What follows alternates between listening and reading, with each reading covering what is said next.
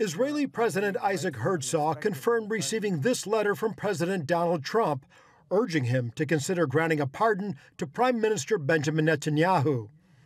Herzog praised Trump for his unwavering support for Israel, but said any pardon request must be submitted through formal procedures.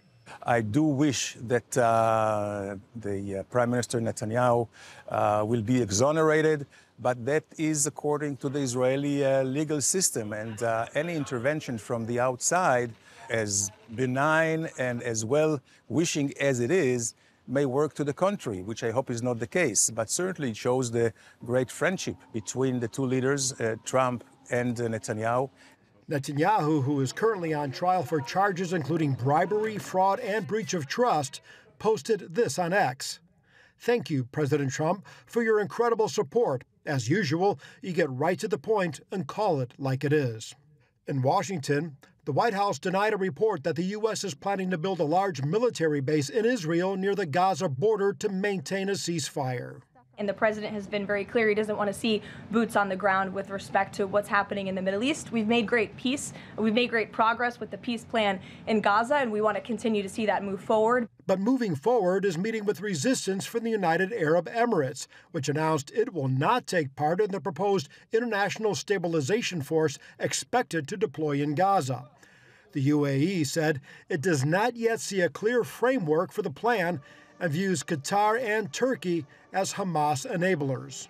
Well, I think they're right. I think that there is now a real battle, ideological battle, in the Islamic world between the moderate or the pragmatic, like the Saudis and the Emirates. And on the other hand, we have the Salafist movement or the Islamic Brotherhood and Hamas, which is part of it, which are basically controlling Turkey. I also believe that there is no room for Qatar and Turkey in Gaza because they will be just supporting Hamas. And this will not stabilize the situation. It will just do the contrary. Paul Petite, CBN News, Jerusalem.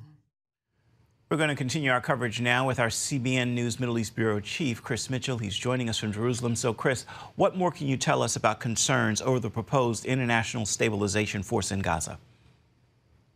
Well, Ephraim, from an Israeli point of view, the inclusion of any nations that Israel doesn't trust would be sort of a red flag for them. As we've said, the Israeli government already said that Turkey forces won't be allowed to participate. And I think there's questions from an Israeli point of view is who's going to be in charge of this international stabilization force, who's calling the shots, and how do they coordinate between Israeli and Egyptian forces, those two countries that presumably will be overseeing this. And some have actually raised concerns about the U.S. Being too much in charge. There is that civil military coordination center down about a 2-hour drive from where I'm standing right now.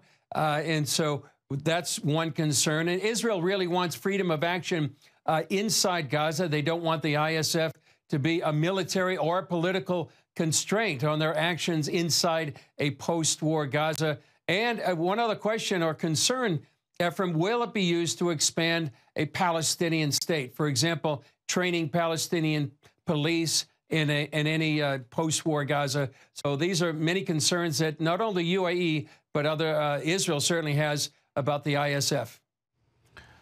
The United Arab Emirates pulled out of the international force. Could other countries also leave? Yes, the u.a.e., as it said, they don't feel there's a clear legal framework for the ISF right now. Jordan has already said it won't send troops under the current terms of the ISF. And other Gulf states are suspicious. And the u.a.e. withdrawal may signal how other states in the region may be, wavering in their commitment to a post-war Gaza. So it could, in essence, be maybe a smaller force. Indonesia, Azerbaijan have been talking about as participants, but Azerbaijan is saying they won't participate unless there's a full ceasefire, and that certainly hasn't got to that point yet. Pakistan is another nation that's been talked about sending troops. And the U.S. draft resolutions that's been sent to the UN Security Council, it really sees the ISF as the main force to keep security after Israel does leave Gaza. And one question that we've talked about throughout the last few weeks Ephraim, is will there be a Jewish presence at all inside Gaza, that people that could go back to what land that had been given to the tribe of Judah many, many years ago? And what do we know about the possibility of members of the Muslim Brotherhood being involved in the Gaza reconstruction plan? Well, right now, Israel doesn't want Turkey involved. That's a main part of the Muslim Brotherhood. I don't believe, well, it does seem like Qatar may play an influential or some influence in the reconstruction plan. They're certainly part of the Muslim Brotherhood. Ambassador Ayalon, his insight, I think, is really holds true for what's going on in the Middle East. There are other moderate Muslim countries like the U.a.e. and Saudi Arabia that really don't want to be part of the Muslim Brotherhood.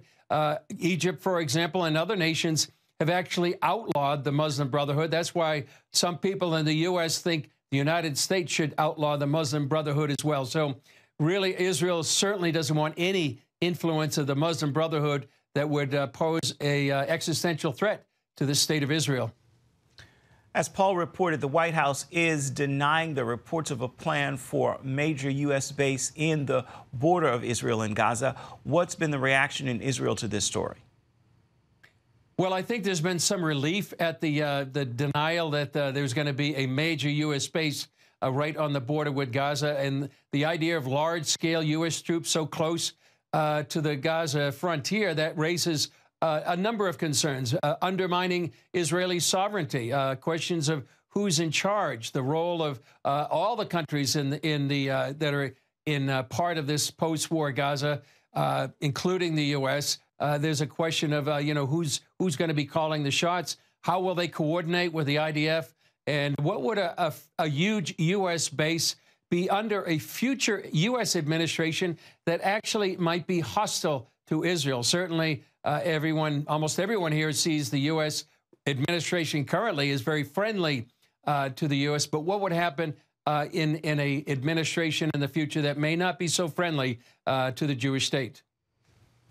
President Donald Trump is lobbying for a pardon for Prime Minister Benjamin Netanyahu, as we heard in the report. Can you tell us about the charges against Netanyahu and what is likely to happen?